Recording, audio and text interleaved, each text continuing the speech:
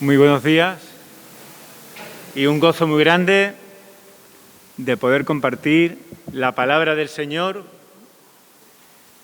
con todos vosotros y una alegría muy grande, sobre todo viendo hermanos que hace tiempo que no lo veíamos por aquí y que nos alegra muchísimo de que estén otra vez con nosotros. Y disfrutamos en alabanza y en adoración con cada una de las canciones que el Señor ha dado oportunidad que estemos cantando.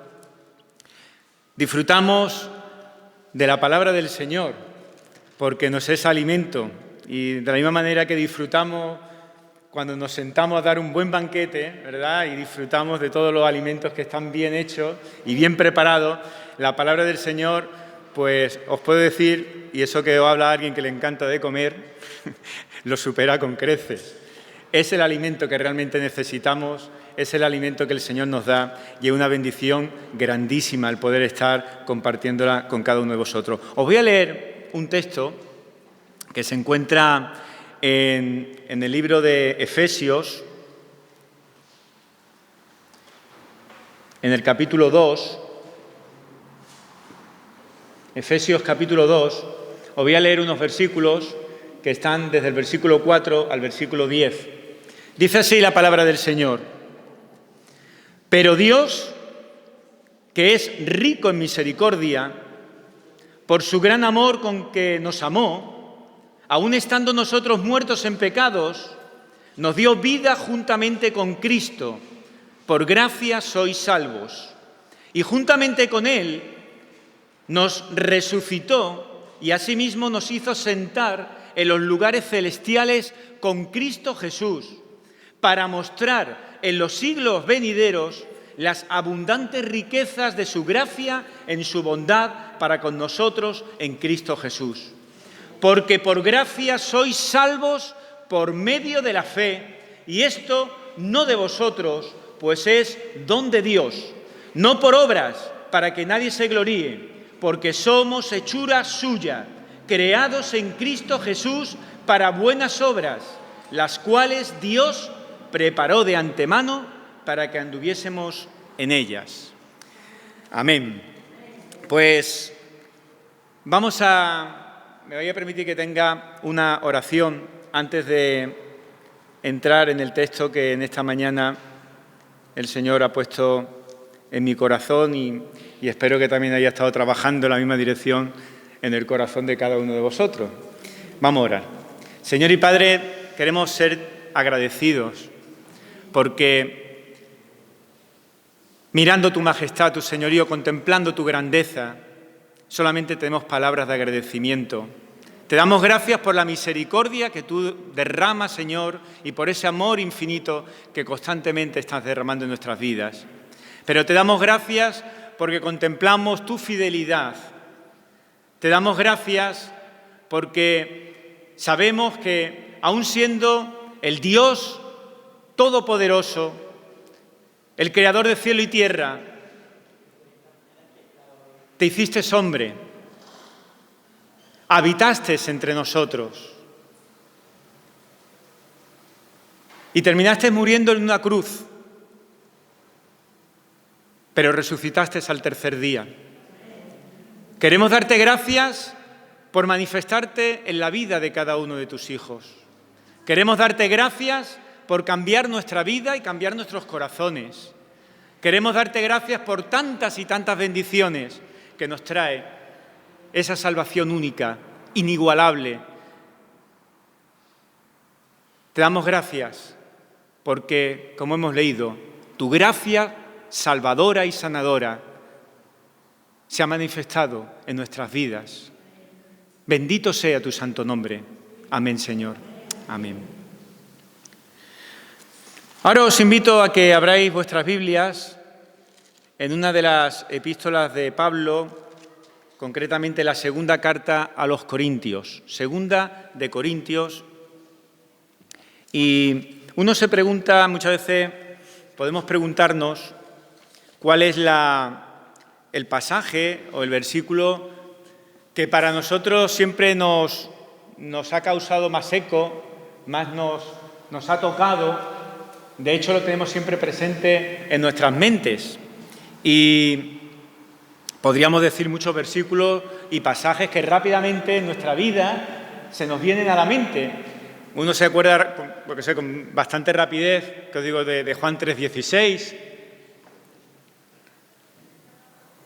Se acuerda rápidamente cuando está en determinadas circunstancias en el Salmo 23. Nos podemos acordar de tantísimos y tantísimos versículos que han cambiado en nosotros y que consideramos que son de mucha importancia en nuestra vida y que Dios nos lo ha manifestado para que realmente también podamos crecer en Él. Pero nos encontramos un versículo que quizá es uno de los más repetidos en nuestros cultos.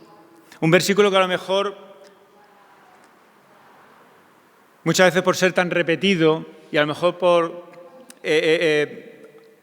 expresarlo en el momento que estamos terminando la reunión, pues muchas veces pues se queda en una oración, se queda en una manifestación del deseo de que Dios traiga una bendición muy concreta a todos.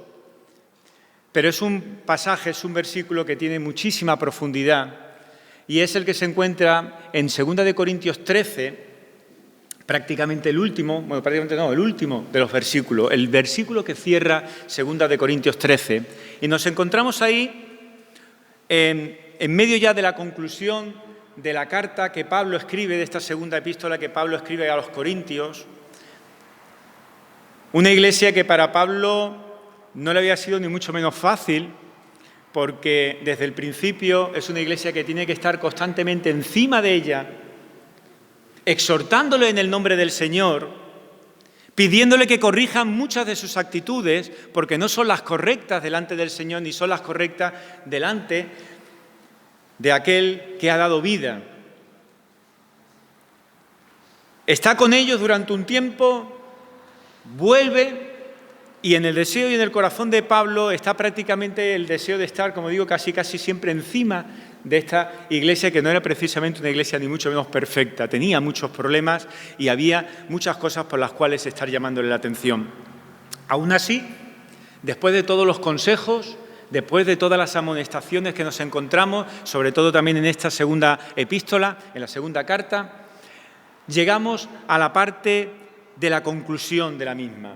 Llegamos a lo que es casi a los saludos, en la parte donde nos pone a nosotros los saludos, la doxología, es decir, la despedida, y nos encontramos con unos versículos que dicen, versículo 11 del capítulo 13 de 2 de Corintios, 2 de Corintios 13, versículo 11. Por lo demás, hermanos, tened gozo, perfeccionaos, consolaos, sed de un mismo sentir, vivid en paz, y el Dios de paz y de amor estará con vosotros. Saludaos unos a otros con ósculo santo. Todos los santos os saludan. Y termina con el último versículo de esta carta, que, como digo, es una bendición, pero donde viene una enseñanza muy grande, fundamental para todos nosotros. La gracia del Señor Jesucristo, el amor de Dios y la comunión del Espíritu Santo sea con todos vosotros. Amén. Esta que nos encontramos aquí es una frase, por así decirlo, o una despedida, una bendición que está encerrada en 3 frases solamente. 3 frases donde nos presenta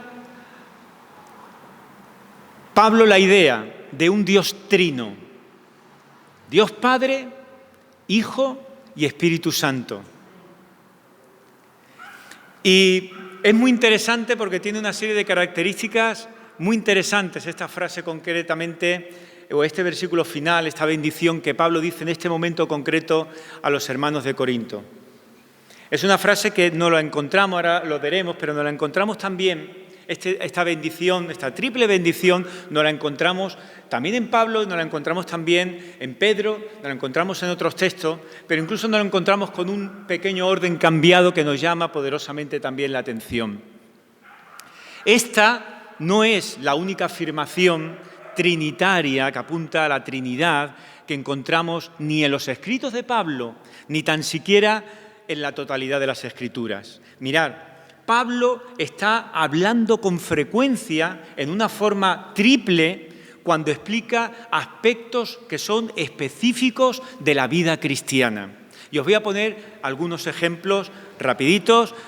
No os voy a decir los textos, os digo el libro, pero para no estar tampoco, no es fundamental que nos perdamos en esto. Pero quiero daros algunos ejemplos. Mirad, por ejemplo, cuando Pablo, concretamente a la iglesia de Roma, va a referirse a la oración, insta a los romanos a que se unieran a él en oración a Dios por nuestro Señor Jesucristo y por el amor del Espíritu.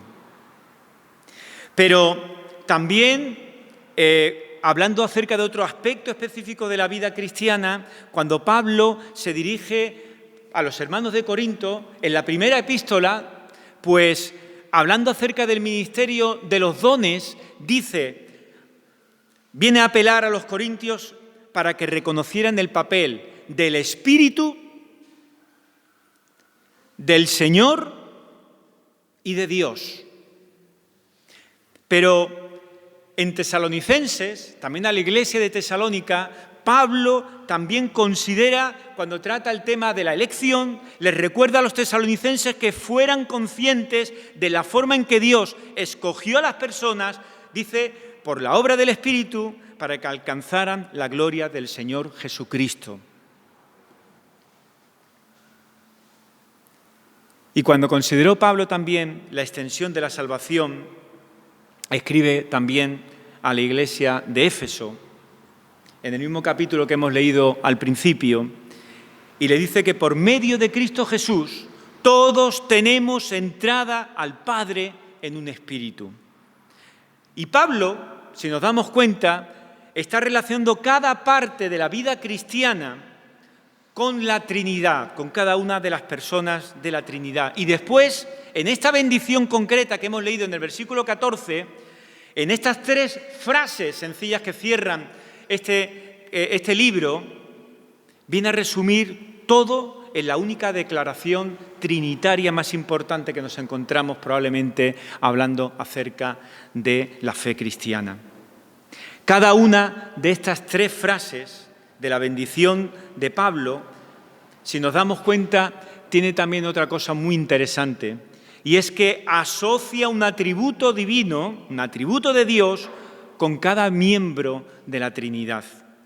Y después de asociar cada atributo, lo pone en orden, en un orden concreto, que por eso decía al principio que también nos llama la atención, porque viene a ser diferente a otros que nos encontramos en otras cartas, pero lo pone aquí en este caso en un orden que viene a reflejar la experiencia del creyente, es decir, que por medio del encuentro con la gracia de Cristo hemos llegado a conocer el amor de Dios y así de esa manera somos todos partícipes de la vida divina y la comunión por medio del Espíritu de Dios.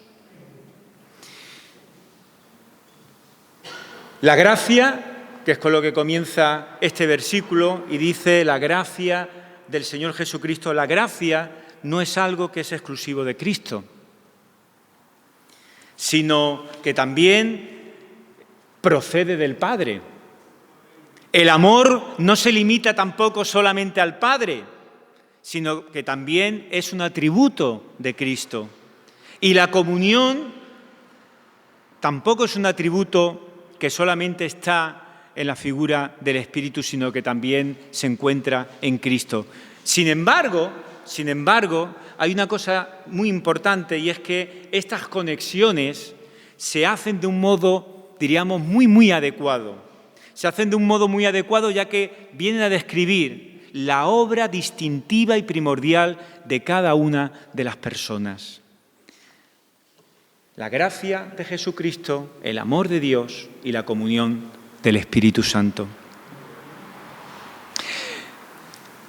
Entender de una forma adecuada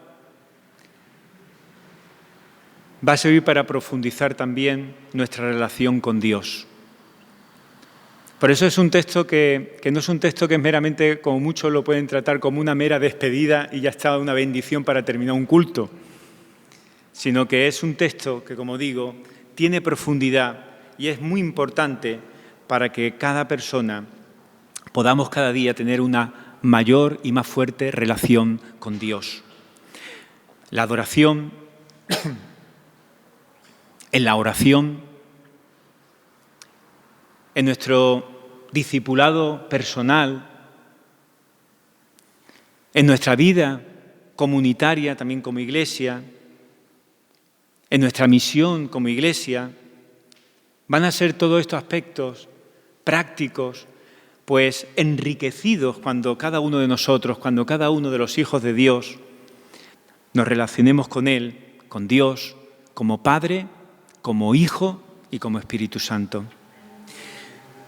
La primera de las tres frases, por lo tanto, que nos encontramos aquí, en este versículo 14, viene a aludir a la gracia del Señor Jesucristo. En el original, en el griego, nos dice que la bendición, hay una cosa curiosa, si leemos esta frase, y es que normalmente las frases, toda frase normal tiene un verbo, está acompañada por artículos, están acompañadas por sustantivos, por adverbios. Aquí nos encontramos que esta frase primera, pues no tiene como tal un verbo. Y esto te da bastante curiosidad y nos puede hacer que podamos entender esta frase de la gracia del Señor Jesucristo, pues de alguna manera, no voy a decir distinta a lo que Pablo nos quiere decir, pero sí con unos aspectos un tanto diferentes a lo que es la esencia de lo que Pablo nos quiere decir. Porque podemos interpretarla en primer lugar como una oración para que la gracia del Señor Jesucristo pueda estar con todos nosotros, o con todos vosotros, como dice aquí Pablo. Es decir, una oración con ese deseo de que la gracia esté con vosotros. Pero al no tener verbo, también lo podíamos interpretar como si fuese una declaración que viene a afirmar sencillamente que la gracia del Señor Jesucristo está con todos vosotros, afirmando que efectivamente está con cada uno de nosotros. Pero también, y probablemente sea quizás la más adecuada, ver una que combina y coge precisamente de estas dos ideas. Entenderlo como una oración que viene a expresar la confianza, la plena confianza de que Dios cumplirá esto. En realidad, solo es posible cumplir las instrucciones que hemos visto en los versículos anteriores de la que os he leído, al final de la carta, lo mismo que todas las demás instrucciones que aparecen en toda la epístola, el regocijaos, el ser perfectos, el confortaos, etcétera, etcétera, solamente es posible por el poder de la gracia que viene de Dios en Cristo Jesús. Solamente es posible de llevar a cabo esto. Por mucho esfuerzo que venga de parte nuestra, podemos intentarlo, podemos tener una actitud de obediencia, pero no tenemos la capacidad, solamente puede ser por el poder de la gracia que viene de Dios. Y en las tres partes de la bendición, la gracia, el amor y la comunión, las tres partes de esta bendición, el énfasis, si lo buscamos, está puesto y recae sobre Dios y sobre lo que Él solamente puede hacer. Solamente Dios es el que puede hacerlo. Os voy a decir también una cosa. No voy, porque no da tiempo literal y me gustaría centrarme más en algo concreto, no voy a poder desarrollar el versículo entero. Suena raro, y sobre todo para mí, de coger un versículo que tenga que decir esto, pero es que no es posible de desarrollar el versículo entero, al menos desde el enfoque que quiero dar para que entendamos algo y podamos compartir una cosa concreta. y la veamos con claridad. Solamente voy a poder compartir lo que es la primera frase, la que habla acerca de la gracia del Señor Jesucristo. Ya en otro momento, pues, si Dios quiere, podremos seguir, ¿no?, con el resto de esta bendición. Pero, ¿cómo entendemos cuando nos encontramos el término de la gracia? ¿Cómo entendemos la palabra gracia? O como un hermano muy querido nuestro, en los talleres con los que estamos, nos viene a decir qué subyace en este término que aparece nada más ni nada menos que en más de 150 ocasiones. En más de 150 ocasiones aparece el término gracia en el Nuevo Testamento. Pero hay un detalle importante para que veáis cómo Pablo, este tema de la gracia, pues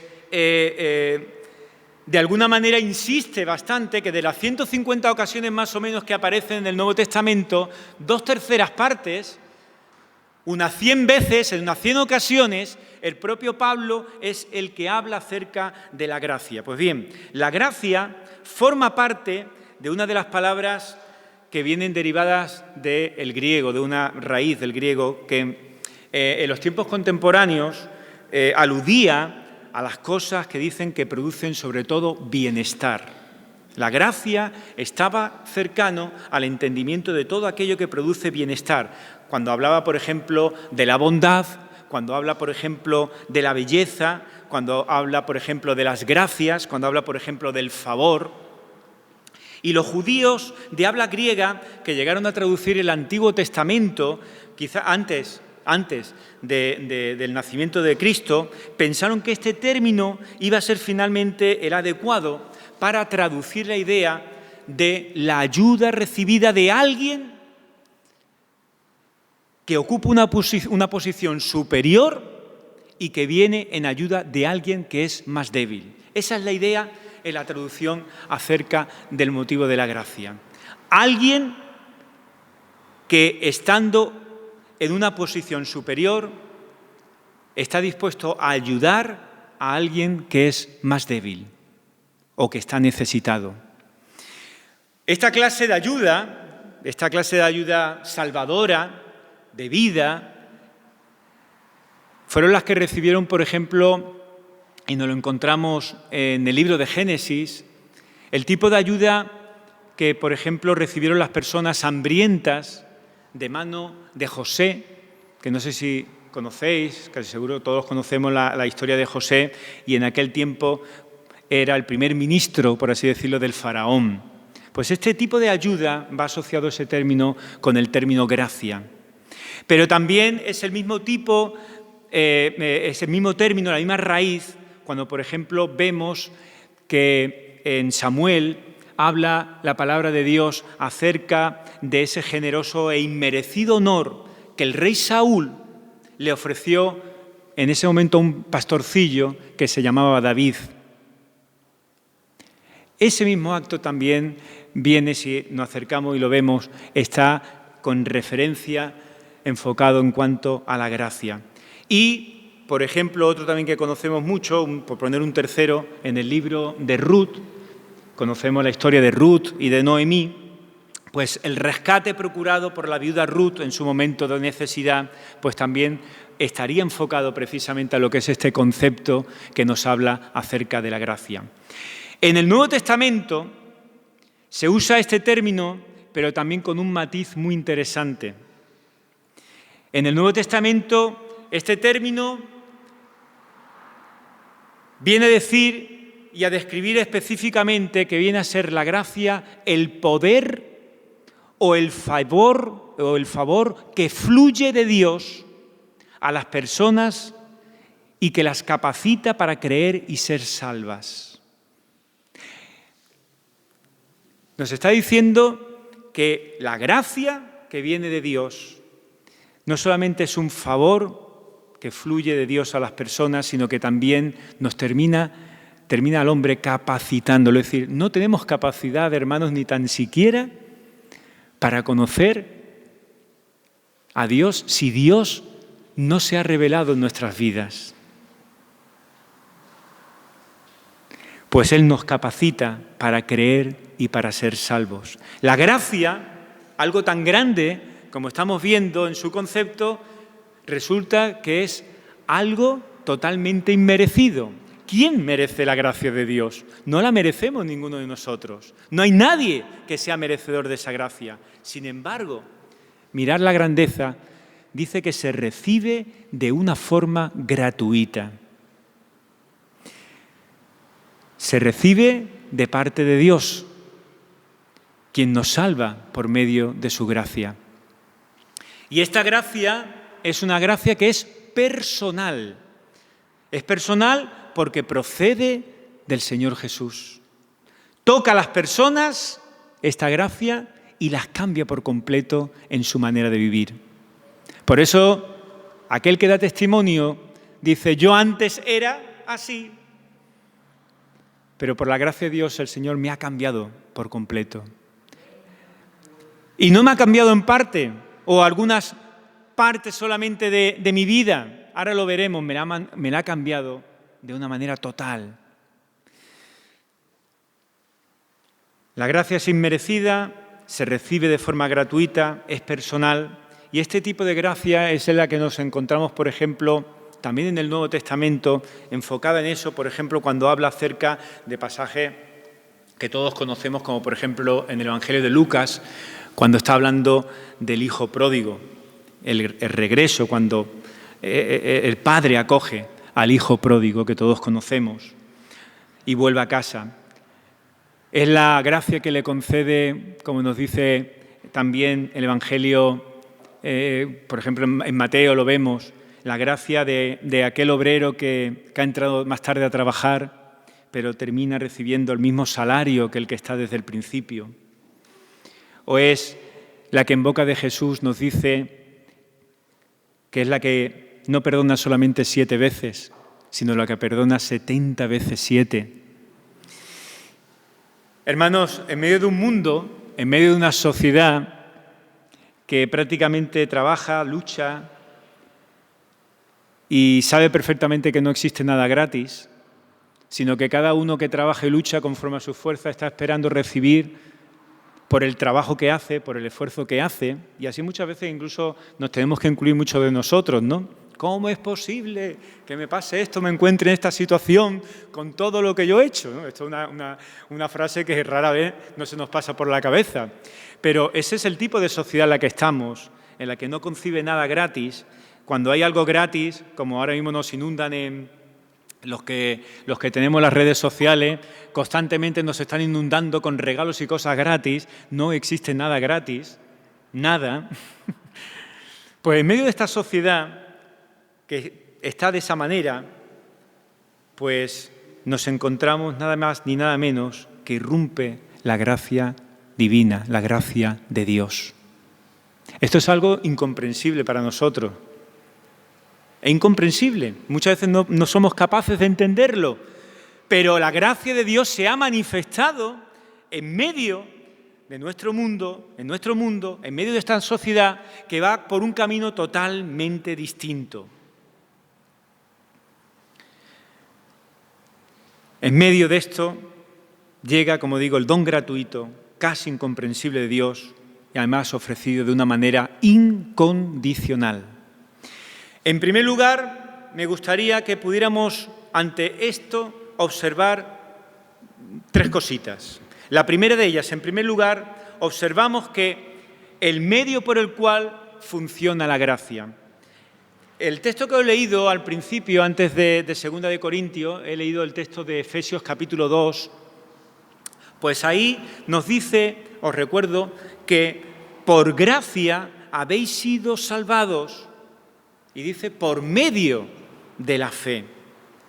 Es decir, esta viene a ser una de las declaraciones más profundas de la fe cristiana. Por eso me tomaba un poco el permiso de poderos leer el texto, aunque el que tenía era este otro. Pero por gracia nos está diciendo Pablo, habéis sido salvados por medio de la fe. Y aquí nos encontramos 2 detalles interesantes que tenemos que ver. Nos habla de que dice la primera parte, habéis sido salvados o sois salvos por gracia. ¿Esto qué viene a significar? ¿Qué viene a afirmar? Afirma sencillamente con claridad que la salvación depende de la acción de Dios en Cristo, donde descansa en Él con firmeza. Ahí es donde viene la salvación. La salvación depende de la acción divina. Pero también nos dice en esta frase que os he dicho, en estos versículos de Efesios, que también habla de salvos por medio de la fe. Es decir, el medio por el cual funciona la gracia. Y aquí sí que hay que tener un poco de cuidado porque rápidamente, como sucede, solemos barrer para casa. O solemos barrer para cada uno a nivel personal. Cuidado. Salvos por medio de la fe viene a declarar que el medio usado por Dios para conseguir esta salvación es la fe del creyente. Claro que sí. Pero, sin embargo, es muy importante no convertir este don de fe en ningún logro humano. Como si yo fuera salvado por mi fe, o porque el esfuerzo de yo creer, o por la sabiduría que he tenido para acercarme a Cristo. Efesios dice, lo que os he leído antes, esta fe no de vosotros, sino que es don de Dios. Así que, hermanos, y espero que no estemos ninguno en esta situación, que tengamos claro que la autosalvación no es posible. Espero que ninguno os lleve una decepción. La autosalvación no es posible. En segundo lugar, observamos otra cosa importante que también nos ha hablado con anterioridad, incluso en la propia carta, la primera epístola de Pablo a los Corintios nos habla. Debemos observar una cosa en cuanto a la gracia, y es la riqueza de esta gracia. La riqueza de esta gracia. Mirad, en el libro de Efesios se describe la gracia, dice que es rica, abundante, incomparable e inescrutable. El Señor Jesús incluso también la vino a describir como un tesoro escondido, como una perla única que tiene un valor fuera de lo normal. Por una parte, este gran don de Dios se da de manera gratuita. Es gratuito. Es decir, es la clase de amor inmerecido e inesperado. No penséis que, como algunos ejemplos no encontramos en el Nuevo Testamento, algunos intentaron comprar o vender este don. No, es algo gratuito que viene de Dios. Ni se compra, ni se puede tampoco exigir. No podemos ni tan siquiera exigir esto. Solo puede ser aceptado con gratitud, solo puede ser aceptado en alabanza, porque es algo que viene, un regalo y un don que viene de Dios. Solamente es lo único que nosotros podemos expresar, la gratitud y la alabanza al Señor. Pero por otra parte, es interesante que aunque esta gracia, como digo, es gratuita, no vayamos a pensar que es barata o que no es costosa, porque cuando la gracia es presentada en uno, busca una respuesta que va a transformar por completo y la totalidad de nuestra vida. ¿Estamos sencillamente en el momento oportuno o que nuestra vida aceptemos la gracia que viene de Dios y que transforme por completo, pero en su totalidad nuestra vida, o que nos quedemos en el mismo estado en el que estábamos, que es un estado de pecado y de muerte? Por lo tanto, mirar si es importante y es costosa también esa decisión. Pero es un don que recae, que viene de Dios y que es un don que diría que vale la pena de recibir cuando podemos dar testimonio de ello, de lo que el Señor ha hecho en nuestras vidas. Vale la pena recibir este don y que aunque haya que renunciar muchas veces cosas que sabemos que son contrarias a la vida de Cristo, luego nos damos cuenta de que esas cosas no eran una pérdida real, sino que era algo necesario de lo cual nos teníamos que desprender. Sin embargo, en el acto de compromiso de que cada cristiano realiza, debemos recordar que es Dios quien obra en nosotros y que el énfasis está sobre lo que Dios hace y no sobre lo que nosotros podemos hacer. No perdamos nunca de vista esto. No perdamos nunca de vista esto. Todo cristiano está llamado a dar testimonio de esto. Su gracia ha sido derramada. Cristo ha entrado en nuestros corazones, ha cambiado nuestra naturaleza, nos ha cambiado por completo, pero cuando lo hacemos tenemos también que recordar una cosa que también caemos con bastante frecuencia. No somos, hermanos, no somos ninguno de nosotros los abogados de Dios. No estamos para defenderlo ni nada por el estilo. Estamos para dar testimonio de lo que realmente Dios ha hecho en cada una de nuestras vidas. Pero no somos sus abogados, sino que nos limitamos solamente a indicar lo que la gracia de Dios ha hecho en mi vida. En tercer lugar, miramos también lo que es la amplitud de la gracia. Una amplitud de la gracia para el conjunto de la vida. Y viene a expresar lo que os estaba comentando antes, la totalidad, lo completo de la salvación para toda la persona en todos los tiempos y en cada circunstancia. En la vida cristiana nada queda fuera de la órbita de la gracia de Dios, nada.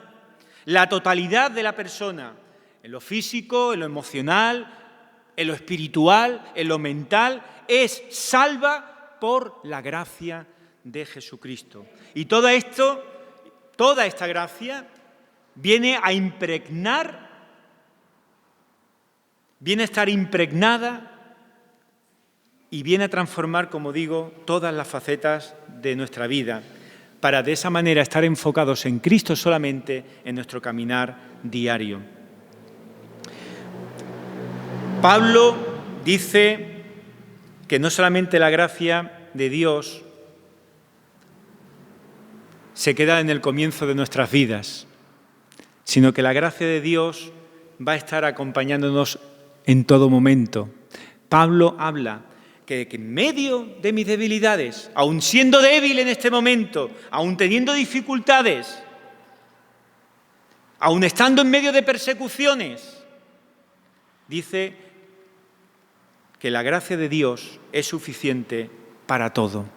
La gracia de Dios me acompaña siempre. Así que, como concluye el himno de John Newton, que ya lo conocía de tiempo, por supuesto lo habíamos cantado muchísimas veces, pero también cuando tuve la oportunidad de estar colaborando y la oportunidad que tengo de estar colaborando con el coro, pues Pablo se esmeró muchísimo en que cada uno de los cánticos que tenemos, cada uno de las canciones, seamos nosotros conscientes, muy claro, la tengamos muy estudiada lo que estamos proclamando. Esto es fantástico, ¿no? Te trae muchísima bendición. Y cuando topamos con la canción de Sublime Gracia, es algo fantástico de la manera que Dios utilizó a este hombre, un hombre que no lo voy a decir ahora, porque requiere un tiempo más largo, pero viene con un testimonio grandísimo, ¿no?, de lo que era su vida antes, de lo que se dedicaba, hasta el momento en el que Dios cambió su corazón y puso, por ejemplo, lo que es Sublime Gracia, ¿no?, que es una canción impresionante. Pues en Sublime Gracia nos viene a decir y nos viene a apuntar al final también de que su gracia siempre, dice, su gracia siempre me libró. Es decir, bajo cualquier circunstancia, la gracia de Dios ha impregnado por completo toda mi vida, en todos los sentidos. Y en todo momento, en los momentos buenos, pero en los momentos de debilidad y en los momentos malos y en los momentos de escasez y en los momentos de dificultad, su gracia también me está acompañando. Esto no significa para nada que la vida sea algo fácil. De hecho, no es nada fácil hablar de la gracia a las personas que están sufriendo. Yo recuerdo hace un par de semanas o 3 semanas, no me acuerdo ahora mismo, pero no hace mucho que desde este púlpito nuestro hermano Luis estuvo hablando de una experiencia similar a esto. Intentar de hablar acerca de la gracia de Dios a alguien que había perdido a un ser muy cercano a él. Y me acuerdo aquí que quebrantado Luis decía de que no sabía muchas veces de cómo responder. Sin embargo, en esa situación, una y otra vez, en tales situaciones, hay pruebas tremendas de que la gracia de Dios, en ocasiones sanando y en otras alentando y fortaleciendo a alguien que sufre, pero mostrando claramente que cada situación está abierta a la obra de nuestro amoroso Dios por gracia. Hay una segunda parte, ya la segunda que es la última, en cuanto al tema de la gracia del Señor, y es que mirar cómo Pablo está vinculando la gracia de un modo tan íntimo y tan exclusivo con Cristo, que podríamos casi decir y afirmar que Cristo es gracia. Cristo es gracia. El apóstol viene a iniciar su primera carta a los Corintios precisamente mostrando esta idea. Cuando agradeció a Dios su gracia, dice en 1 Corintios, que os fue dada en Cristo Jesús. Y además, en la segunda epístola, ahora cuando escribe esta segunda epístola a los Corintios, sigue ampliando este tema, y en esta segunda carta les recuerda que la gracia que viene a nosotros de parte de Jesús viene precedida por un hecho importantísimo, clave, que es la encarnación que en sí misma hay en Cristo Jesús, la encarnación de Dios en Cristo Jesús. Y esto es un acto profundo de autohumillación y sacrificio precisamente por gracia. Nos lo encontramos el texto para que luego queráis, si queréis verlo en casa, en el capítulo 8, ¿no?, de esta segunda epístola de Corintios. Va y habla acerca de esta idea. Así que nunca vamos a exagerar cuando estamos hablando acerca de la importancia de este asombroso hecho, del hecho de la encarnación de Dios, de la encarnación de Cristo. Cristo, Dios ha hecho hombre, ha venido y ha estado viviendo y ha estado pasando por las mismas situaciones que cualquier uno de nosotros, por cualquiera. Pero nunca, como digo, vamos a exagerar porque es algo muy importante de este asombroso hecho. Mirar, en primer lugar, en cuanto a la encarnación, nos revela el verdadero carácter de Dios. Porque viene a mostrar que el Creador eterno, infinito, el Todopoderoso del universo, estuvo dispuesto a dejar a un lado también lo que es la gloria divina que está y participar también de un mundo que Él mismo había creado. Pasando también por las mismas, como digo, dificultades, pasando por hambre, pasando por sed, teniendo frío, por unas circunstancias similares también a las del hombre. Pero mirando también a la encarnación, para conocer también más acerca de la importancia de lo que es el conocimiento de Cristo Jesús, nos habla y nos demuestra que el cristianismo también, en cuanto a la encarnación, viene a hacer que el cristianismo no sea una cosa que es común, sino que el cristianismo es algo único. Y no único por las personas que creen, no por los cristianos en sí, sino, como dice, porque viene a definir la naturaleza de Dios en relación a una persona histórica, una persona que estuvo y que en un momento concreto también, que es Jesucristo. Y no nos debe sorprender que cuando miramos, por ejemplo, esto nos lo dice también en el Evangelio de Juan y en Corintios también me parece que está, también en Corintios en su primera carta nos lo viene a recordar, No nos sorprende que algunos que llegaron a vivir en la época del ministerio y en la muerte de Jesús sintieran que identificar al Dios eterno, al Todopoderoso con Jesús, podía llegar a convertirse en algo escandaloso o incluso en una blasfemia o en una locura.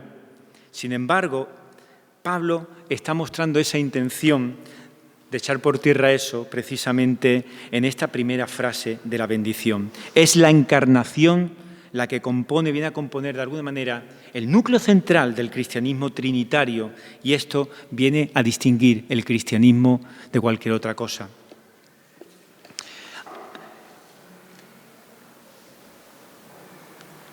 Por ese motivo quizás no podemos decir nunca, y nos tenemos de alguna manera que revelar cuando escuchamos dos frases muy típicas, que tenemos que decir no.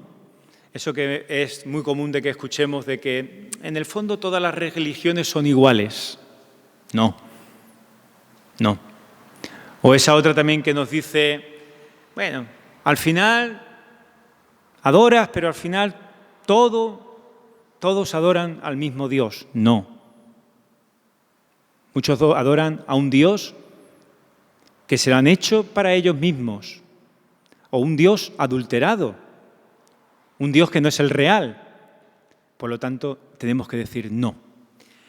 La persona particular histórica de Jesús de Nazaret se describe por fe como el Señor Jesucristo, un nombre trinitario en cada una de las tres partes en las que está aquí dicho. El Señor Jesucristo. Me gustaría terminar en 5 minutitos precisamente viendo este detalle último, viendo el detalle de su nombre, un nombre, y ve lo que en cada una de las tres partes que viene aquí es interesante que apuntan las tres al mismo sitio. Mirad, en primer lugar, el término Señor es un término que lo podemos usar en un sentido incluso hasta no religioso. Es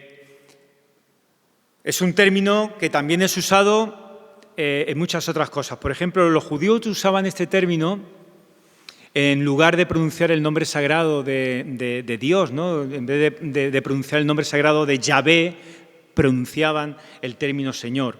Pero también en los evangelios el término Señor se solía designar a Dios. Así, también es cierto que en muchos textos habla, no vamos a ver ahora los ejemplos, pero se relacionan a los amos de los esclavos y a los poseedores de propiedad. Pero cuando Pablo está desarrollando precisamente este término Señor, Pablo se lo aplica, por ejemplo, aquí a Cristo. Es claramente una atribución divina que requiere un profundo conocimiento espiritual porque, como dice también en Corintios, en la primera carta, y también en Romanos, y también en Filipenses, nadie puede afirmar Jesús es el Señor de no ser por el Espíritu Santo, identificando así al Jesús humano con el Dios eterno, por medio de la obra del Espíritu Divino. En segundo lugar, muy rápido, ya por el tema tiempo, pero si leemos en Hechos, si leemos, por ejemplo, en el Evangelio de Mateo, nos damos cuenta de que no había en muchas ocasiones a la hora del bautismo, los primeros cristianos, pues no había tampoco una distinción cuando bautizaban en el nombre de Jesús como Salvador y el bautismo en el nombre del Padre, del Hijo y del Espíritu Santo. El nombre de Jesús implica todo lo que está contenido precisamente en cuanto a esta segunda frase del nombre del Padre, del Hijo y del Espíritu Santo, porque Jesús es la verdadera revelación de Dios. Y por último, el añadido del título Cristo, porque esta palabra viene también del griego, del hebreo. El griego apunta a un término en hebreo que significa Mesías, el ungido, pues viene a aludir a aquel que se esperaba para cumplir la expectación judía de que Dios vendría un día y que rescataría a su pueblo. Pues el bautismo de Jesús viene a demostrar que Él es el ungido, que Él es el Mesías, cuando el Espíritu desciende y Jesús es declarado el enviado del Padre. Así que, hermanos, Dios vive eternamente como Padre, Hijo y Espíritu. No estamos hablando de tres dioses o no estamos hablando de un Dios con tres nombres distintos. Dios es el Padre, el originador de todas las cosas, el Creador, el Señor del universo. También el Hijo es el participante encarnado, histórico en la vida humana, y finalmente el Espíritu de vida y amor que siempre está presente. En Jesucristo podríamos decir que hay casi como una ventana que nos permite ver y entender algo de esta asombrosa naturaleza divina. Y Él mismo es verdadera y plenamente Dios. La extraordinaria naturaleza de esto se acentúa en el final de la vida de Cristo aquí, en la tierra, cuando esta revelación de Dios en Jesús culmina con su muerte y su resurrección. Porque aún siendo trágica su muerte, aún habiendo sido producida precisamente por el pecado humano, por el pecado tuyo y mío, también viene a ser sabiduría de Dios y no una muerte sin propósito. Es decir, la gracia de nuestro Señor Jesucristo no es algo que relacionamos solamente con la vida, sino también, y de una forma especial, con su muerte y con su resurrección y con los propósitos de Dios. El hecho es que el mayor don de gracia de Dios llega a nosotros por medio de la muerte de Jesucristo. Así que la salvación del mundo, el rescate de los que están aislados de Dios, tiene lugar de una manera gratuita por su gracia, por medio de la redención que es en Cristo Jesús, a quien Dios exhibió públicamente como propiciación por su gracia a través de la fe. Así que la extraordinaria verdad, lo extraordinario de esta verdad, de la expiación, debería seguir al día de hoy asombrándonos. Y cada vez que nos ponemos delante del Señor y vemos esta obra de gracia, este don de gracia en nuestras vidas, nos debería de seguir sorprendiendo y emocionando también. Nos debería de asombrar. En la muerte y la resurrección de Cristo descubrimos la mayor verdad, que la gracia de Dios llega por medio de nuestro Señor Jesucristo. Hermanos, que el Señor nos bendiga mucho y que, como dice el texto, que la gracia del Señor Jesucristo, la comunión del Espíritu Santo, el amor de Dios, sea con todos vosotros. Amén.